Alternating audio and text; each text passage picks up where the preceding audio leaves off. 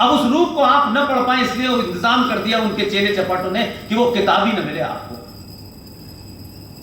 लेकिन 2013 से हम ताली बजाने, तफरी करने, किसी प्राप्ति के लिए रात रात गली गली नहीं घूम रहे हैं, हमने उस किताब को भी खोज लिया है। इसलिए आपको कहता हूं कि जब आप सच बोलने और पागलपने की हद तक चले जाएं, तभी आप कुछ कर सकते हैं।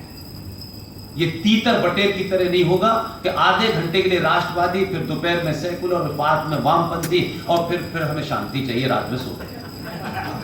ये नहीं। आचार्य जेपी कृपलानी साहब की किताब है the Gandhi his life in thought, page number 248, 249, 250 के ऊपर गांधी का पाखंड खोल दिया है, जिसका पाखंड कल हमने देखा कि सब लोग बापू का नाम ज्यादा ले रहे थे। इससे समाज के अंदर अगर ऑप्शन भी होता है, एक बहादुर समाज को अगर छोटा सा भी ऑप्शन मिलता है तो आदमी उस बहादुर को, उन बहादुरों के साथ खड़ा होता है। लेकिन हमारे पास ऑप्शन था, लेकिन फिर भी हमने बापू बापू बापू।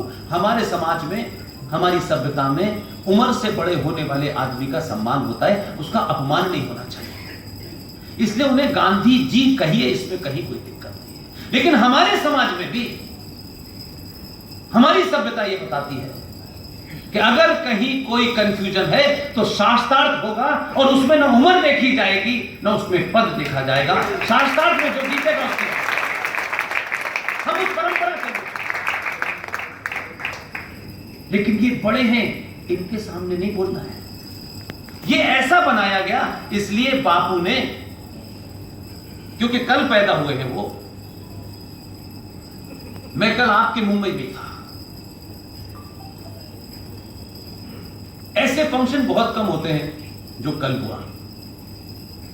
अमूमन बहुत सारे युवा मुझे बुलाते हैं, लेकिन रोटरी नाम का एक क्लब है जहां सब एक दूसरे की मुस्कुराहट उतनी ही मुस्कुराते हैं जिससे मेकअप खराब हो।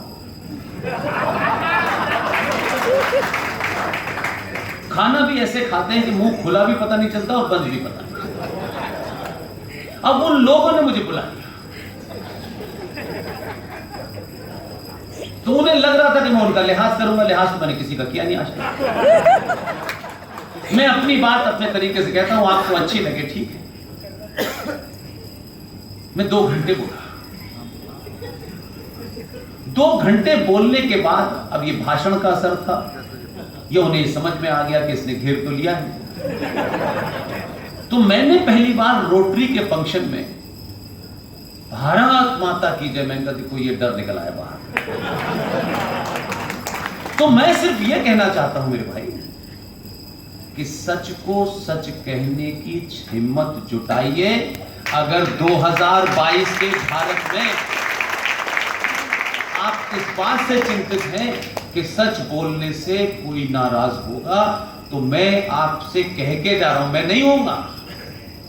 कोई 100 साल नहीं जीना है मुझे, लेकिन आपकी आने वाली पीढ़ी आपको कब्रों से खो देगी और कहा कि ये हमारा बाप, हमारी मां, हमारी बहन गद्दार थे जिन्होंने हमें कल आने वाले खतरे के बारे में नहीं बताया, सिर्फ यही बताया अपना काम से काम रखना।